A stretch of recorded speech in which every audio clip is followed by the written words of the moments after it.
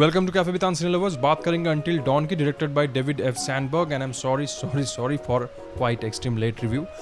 चलिए दोस्तों कहानी को देख लेते हैं। लेकिन दोस्तों मैं यहाँ कहानी को लेकर डिस्कस नहीं करूँगा क्योंकि बेकार में वीडियो काफ़ी लंबी हो जाएगी। तो कहानी अगर आपको जाननी है तो डिस्क्रिप्शन बॉक्स में दिए गए लिंक पे क्लिक करें जहाँ मैंने अंटिल डॉन का ट्रेलर का रिव्यू किया। वहाँ मैंने डिटेल में कहानी को लेकर डिस्कस की है। चलिए दोस्तों डायरेक्ट चलते हैं कि फिल्म आखिर कैसी रही।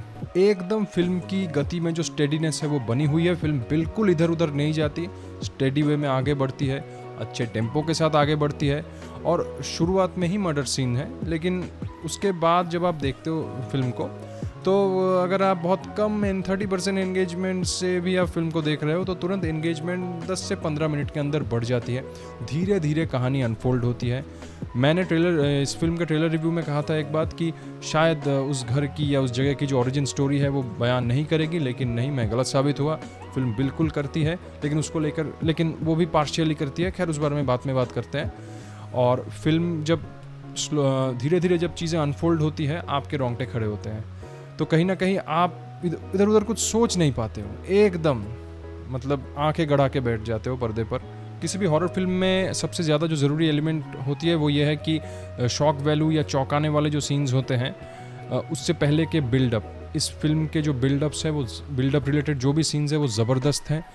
कैरेक्टर्स हर लाइफ लाइन में कैरेक्टर्स जिस तरीके से मर्डर होते हैं उसमें भी वैरायटी है। हालांकि बाद में वो वैरायटी ख़त्म हो जाती है, हम हैबिचुएटेड हो जाते हैं उन क्रीचर्स से जो कैरेक्टर्स को मारते हैं। लेकिन उससे पहले तक फिल्म जो वैरायटी दिखाती है वो मेरी तरफ से 75 to 80% मार्क्स।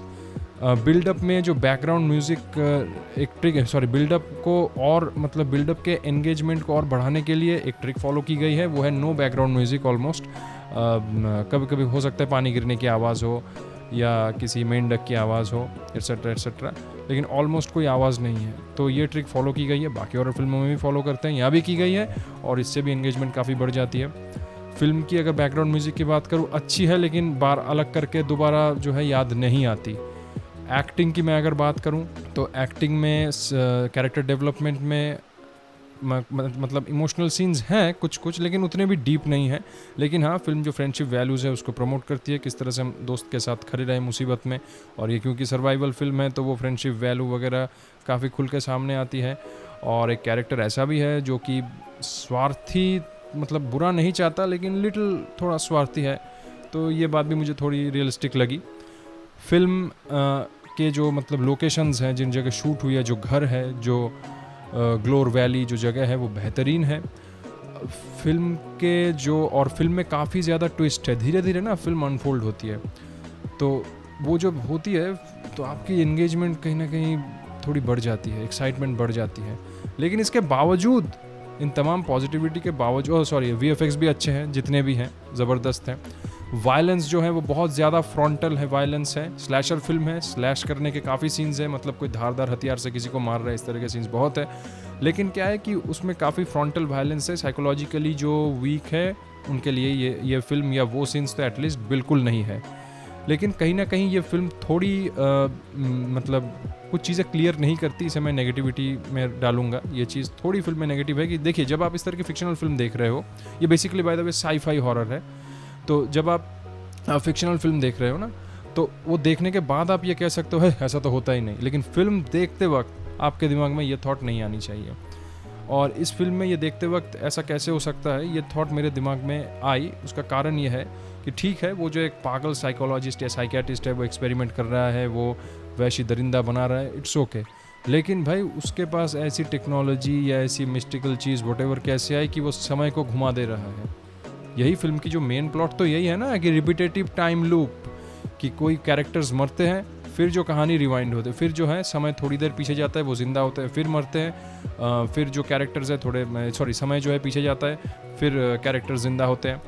ऑफ कोर्स ये अनंत टाइम तक नहीं होगी, तो उसी के लिए मैंने ये बात कही है कि आप प्लीज़ डिस्क्रिप्शन बॉक्स में दिए गए लिंक को चेक कीजिए अगर आपको स्टोरी डिटेल में जाननी है तो ये जो समय रिवाइंड का चक्कर है या रिपीटेटिव टाइम लूप का जो चक्कर है, भाई वो साइंटिस्ट ने या साइकोलॉजिस्ट ने ऐसी मशीन कहाँ से बनाई? साइकोलॉजिस्ट इस तरह की मशीन बना सकता है? ये तो फिजिक्स डिपार्टमेंट हो गया शायद, क्वांटम का। तो ये बात क्वांटम क्या बोलते हैं, क्वांटम फिजिक्स के डिपार्टमेंट की बात हो गई। ये टाइम मशीन वगैरह शायद, if I am not wrong. तो वो कैसे बना लिया, या उसे क्या किसी मतलब पहाड़ से मिला या आसमान से किसी उल्के के अंदर से मिला, ये चीज़ें कहीं ना कहीं धीरे क्लियर नहीं करती, जिससे मैं थोड़ा तो निराश हूँ। लेकिन कुल मिला के इसकी जो कहानी है वो इट्सेल्फ यूएसपी है, प्रेजेंटेशन ज़बरदस्त है, सब मिला के बहुत ही एन्जॉइंग है, एंटरटेनिंग है। प्लीज़ देखिए, मल्टीपल टाइम वॉच है, और डबिंग जो फिल्म की है वो भी काफ़ी खूबसूरत है। और कुल मिला के यही कहूँगा कि बेहतरीन फिल्म, यूनिक हॉरर फिल्म। और मुझे एक बात अजीब लगी कि ये वही डायरेक्टर हैं जिन्होंने शज़ाम जैसे, जिन्होंने ऑफ कोर्स लाइट्स आउट और एनाबेल की 2 फिल्में उन्होंने बनाई, अच्छी बनाई है। हालांकि मैंने लाइट्स आउट देखी है, एनाबेल की 2 फिल्में देखी नहीं, पर सुनी है अच्छी है। लेकिन ये फिल्म उन डायरेक्टर साहब की जो लाइट्स आउट हॉरर फिल्म है उससे भी अच्छी है। लेकिन मैं ताज्जुब हुआ कि ये वही डायरेक्टर हैं जिन्होंने शज़ाम जैसी ठीक ठाक और Shazam the fury of God जैसी बड़ी ही वाहियात फिल्म बनाई। मुझे लगा ये कोई और डायरेक्टर है, लेकिन सेम है। तो Shazam the fury of God जैसी वाहियात फिल्म बनाने वाला डायरेक्टर इतनी बेहतरीन फिल्म कैसे बना सकता है? शायद उसका कारण यह है कि सब लोग सब जॉनर्स के लिए नहीं होते, या कभी कभी क्रिएटिव लिबर्टी में हस्तक्षेप भी एक मैटर है। खैर जो भी हो, कुल मिला के मैंने बहुत एंजॉय किया, आप भी एंजॉय करें। यही था हमारा रिव्यू। मिलते हैं किसी नए वीडियो में।